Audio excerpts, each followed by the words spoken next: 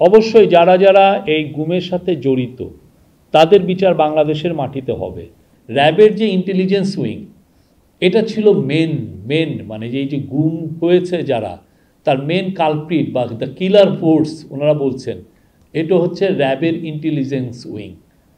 তারা এই কাজটা সবচেয়ে বেশি ইনভলভ ছিল এই পুরো যে গুম সংক্রান্ত কমিশন যেটা তাদের ফাইন্ডিংসে বলেছে।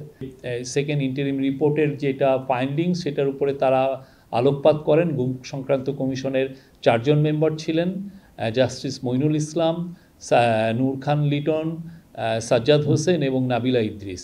তারা তাদের যেটা ফাইন্ডিংসে সেটা ব্রিফলি তাকে বলেন এবং এইটা শোনার পর প্রফেসর ইউনূস কিছু কথা বলেছেন। প্রথমে বলেছেন যে আশুকরণীয় এই যে যারা গুমের শিকার হলেন তাদেরকে তাদের সংক্রান্ত বিষয় বা এই গুম সংক্রান্ত বিষয়ে আশুকরণীয় কী সেটা তাদের কাছ থেকে জানতে চেয়েছেন, যে এটা যেন খুব দ্রুত দেওয়া হয় এবং সেই অনুযায়ী বাংলাদেশের লিগাল মানে ল অ্যান্ড জাস্টিস মিনিস্ট্রি এবং অন্যান্য মিনিস্ট্রিগুলো সেই অনুযায়ী হোম মিনিস্ট্রি এই সংক্রান্ত বিষয়ে তারা পদক্ষেপ নেবেন।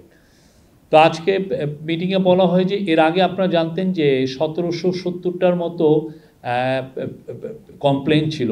আজকের মিটিংয়ে বলা হয় যে এটা 1837টা বাই 50-এর মতো হবে এবং গতকাল পর্যন্ত তারা প্রায় নতুন কেস পাচ্ছেন। এটা নতুন কেস আসছে, এটা এমন না যে বন্ধ হয়ে গেছে।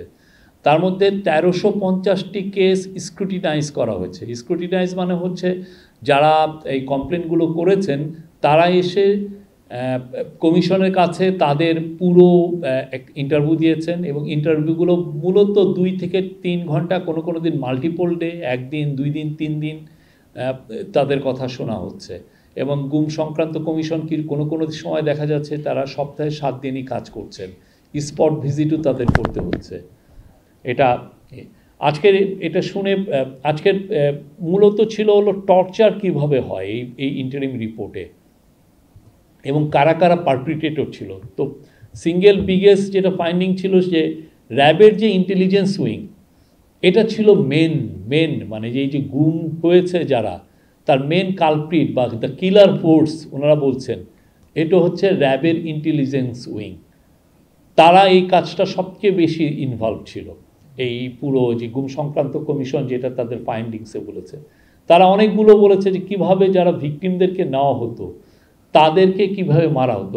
অনেকগুলো 4-5টা কথা বলেছেন, যে নৌকায় নিয়ে যাওয়া হচ্ছে, নৌকায় নিয়ে যেয়ে তাকে মেরে তার আবার পেট কেটে সেখানে সিমেন্ট ভরে তাকে ফেলে দেওয়া হচ্ছে, কাউকে নদীতে ফেলে দেওয়া হচ্ছে, গুলি করে মারা হচ্ছে, ইনজেকশন দিয়ে মারা হচ্ছে, ট্রেনে বস্তার মধ্যে ভরে ট্রেন লাইনে ফেলে দেওয়া হচ্ছে, ট্রেন লাইন কেটে ট্রেন চলে যাওয়ার সময় তার পুরো লাশটা ছিন্ন বিচ্ছিন্ন হয়ে যাচ্ছে।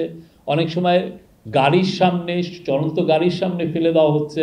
অনেকগুলো এটা হচ্ছে ভিকটিমদের এবং যারা পারপিট্রেটর 2-1 জন তাদের টেস্টিমনির যেটা পেয়েছেন গুম সংক্রান্ত কমিশন, তার আলোকে এই রিপোর্টগুলো করা হয়েছে। আর এই যে টর্চার কিভাবে করা হতো সেগুলো আপনারা এই চ্যাপ্টারগুলো আপনারা দেখবেন, আমরা আপনাদের সাথে শেয়ার করব। প্রফেসর ইউনূস এগুলো শুনে বলেছেন যে মানে এদের এই বিষয়ে একটা আসলে হরর মিউজিয়াম হওয়া উচিত। বাংলাদেশে যে এটা ভয়াবহ যেই এনফোর্সড ডিসঅ্যাপিয়ারেন্সের যে ঘটনাগুলো হয়েছে সেটা সবার জন্য মানে এটা একটা ভয়াবহ বিষয়। তো আপনারা জানেন যে গণভবনে একটা মিউজিয়াম করা হচ্ছে, সেখানে এই বিষয়গুলো থাকবে, একটা হরর মিউজিয়াম থাকবে। এই গণভবনে যে এই জুলাই গণ অভ্যুত্থানের যে মিউজিয়াম করা হচ্ছে সেখানে একটা অংশ থাকবে এই হরর, কিভাবে এই যে ভিকটিমদের উপর কিভাবে অত্যাচার হতো।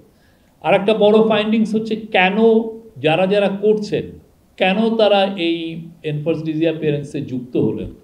দেখা যাচ্ছে যে যারা পুলিশের মধ্যে অনেকে বিপিএম, ভালো পোস্টিং, ভালো পজিশন, পিপিএম আপনি জানেন যে এটা একটা অ্যাওয়ার্ড, পুলিশের অ্যাওয়ার্ড অ্যানুয়ালি দেওয়া হয়, সেটা পাওয়ার জন্য এই কাজগুলো অনেকে করেছেন। আপনি যতগুলো করবেন আপনার তত সুনাম বাড়বে উইদিন আপনার সিকিউরিটি ফোর্সের মধ্যে। ঠিক তেমনি অনেকের ক্ষেত্রে এই বিষয়ে আরও মানে অন্য কোনোভাবে সে যে ঢাকায় পোস্টিং পাবে কি না, এটা একটা বড় ইস্যু।